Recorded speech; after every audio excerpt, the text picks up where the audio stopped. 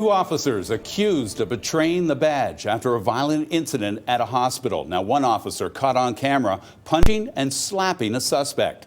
The other accused of filing a false report. CBS 12's Al Peffley joins us live at the Fort Pierce Police Department with the troubling tale behind the tape. Al? Liz, the Fort Pierce police chief says officers are held to a higher standard, but clearly, she says, in this case, these two officers fell short. It is a sad state of affairs that I'm before you today.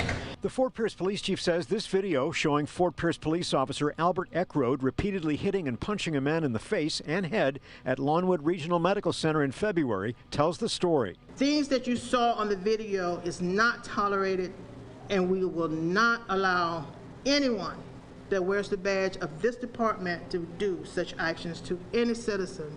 Police say on February 20th, the man, whose name was not released, was found in the 5200 block of Okeechobee Road and was combative and intoxicated. Officers brought him to the hospital, and he uttered obscenities and racial slurs toward officers and hospital staff, and particularly at Fort Pierce police officer Monica Frederick, who was African American.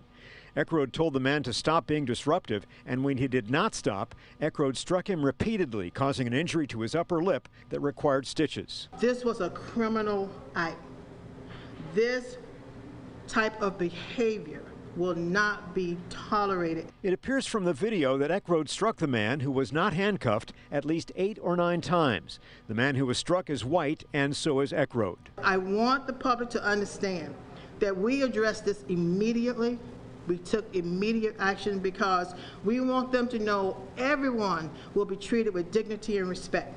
Eckroad is charged with felony battery, official misconduct, and filing a false report of commission of a crime. The police chief says Frederick witnessed the use of force and then falsified her written report about the incident. We showed video of the incident to City Commissioner Reggie Sessions. The way that officer attacked that young man was totally, by any sense, unjust, unlawful. Eckroad was named Fort Pierce Police Officer of the Month back in July of 2016. He resigned today.